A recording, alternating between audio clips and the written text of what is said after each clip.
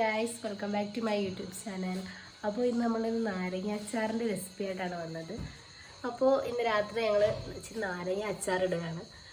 അപ്പോൾ നമുക്ക് വീഡിയോയിലോട്ട് പോവാം. അപ്പോൾ ഗൈസ്, നമുക്ക് ആദ്യം നാരങ്ങ പുഴുങ്ങി വെക്കണം. പുഴുങ്ങി ചൂടാറിയതിന് ശേഷം നമ്മൾ ഇതുപോലെ കട്ട് ചെയ്തെടുക്കണം.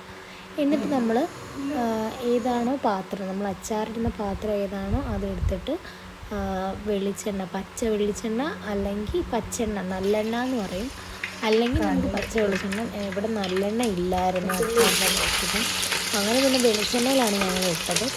എന്നിട്ട് കടുക് താളിക്കണം. കടുക് പൊട്ടിയിട്ട് നമ്മൾ ആവശ്യത്തിന് വെളുത്തുള്ളി ചേർക്കണം. വെളുത്തുള്ളി ഇട്ട് കൊടുത്ത് അതൊന്ന് മൂത്ത് വഴണ്ട് വരുന്നിടം വരെ വെളുത്തുള്ളി ഒന്ന് എണ്ണയ്ക്കകത്ത് കിടന്നൊന്ന് ഇതാവണം. അപ്പോഴത്തേക്ക് നമുക്ക് പൊടികൾ നോക്കാം. പൊടികൾ ആവശ്യത്തിന് മുളക് പൊടി എടുക്കണം. നമ്മുടെ നാരങ്ങ എത്ര ഉണ്ടോ അതിനനുസരിച്ചുള്ള എടുക്കണം. പിന്നെ ഉപ്പ്, ആവശ്യത്തിന് കായപ്പൊടി, ഉലുവാപ്പൊടി, മഞ്ഞൾപ്പൊടി, ഇത് ഇത്രയും എടുത്ത് കഴിഞ്ഞിട്ട് അപ്പോഴത്തേക്ക് നമ്മുടെ ഇവിടെ മൂത്തിട്ടുണ്ട്, ഉള്ളി ഒക്കെ മൂത്ത് വന്നിട്ടുണ്ട്. അപ്പോൾ നമുക്ക് അതിനകത്ത് ആവശ്യത്തിന് പച്ചമുളക് ഇട്ട് കൊടുക്കണം.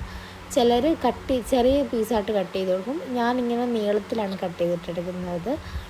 അപ്പം ഇതൊന്ന് വഴണ്ട് വരുമ്പോഴത്തേക്ക് നമുക്ക് ആവശ്യത്തിന് ഇഞ്ചിയും കറിവേപ്പിലയും കൂടെ ചേർത്ത് കൊടുക്കണം.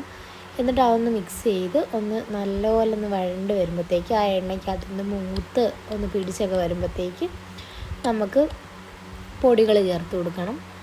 അങ്ങനെ പൊടികൾ ആവശ്യത്തിന് അത്ര അളവ് ആവശ്യത്തിന്, നിങ്ങൾ എത്രയാണ് നാരങ്ങ എടുക്കുന്നത് അതിനനുസരിച്ചുള്ള പൊടി നമുക്കൊരളവ് ഉണ്ടായിരിക്കുമല്ലോ, അങ്ങനെ ആവശ്യത്തിന് ഇട്ട് കൊടുക്കണം. ഉപ്പും ഒക്കെ നോക്കിയിട്ട് ആവശ്യത്തിന് ഇട്ട് കൊടുക്കണം.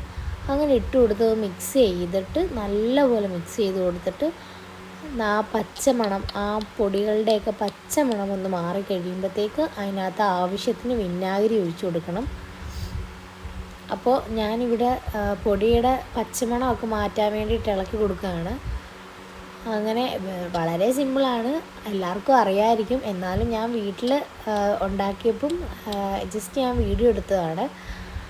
അങ്ങനെ ഞാൻ ആവശ്യത്തിന് വിനാഗിരി ഒഴിച്ചു കൊടുത്തിട്ടുണ്ട്. അപ്പം അതൊന്ന് മിക്സ് ചെയ്ത് നല്ലപോലെ ഒന്ന് ഒരു കറിപ്പരുവമാവണം. എന്നിട്ട് ഉപ്പൊക്കെ ഇടയ്ക്ക് നോക്കണം കേട്ടോ, ഉപ്പൊക്കെ ആവശ്യത്തിനുണ്ടോ എന്നൊക്കെ ഒന്ന് ഇടയ്ക്ക് നോക്കണേ.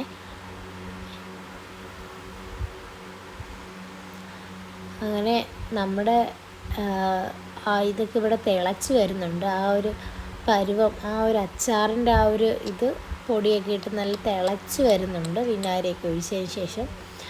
അപ്പം അതിനകത്തോട്ട് നമുക്കിനി നമ്മുടെ അരിഞ്ഞു വെച്ചേക്കുന്ന നാരങ്ങ അങ്ങോട്ട് ഇട്ട് കൊടുക്കാം. എന്നിട്ട് അതൊന്ന് നല്ലപോലെ ഒന്ന് മിക്സ് ചെയ്ത് കൊടുക്കണം.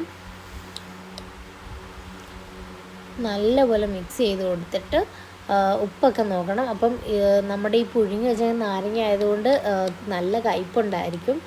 അപ്പം ഈ കയ്പ്പിന് ബാലൻസ് ചെയ്യാൻ വേണ്ടി നമ്മൾ കുറച്ച് പഞ്ചസാര ആഡ് ചെയ്യുന്നുണ്ട്.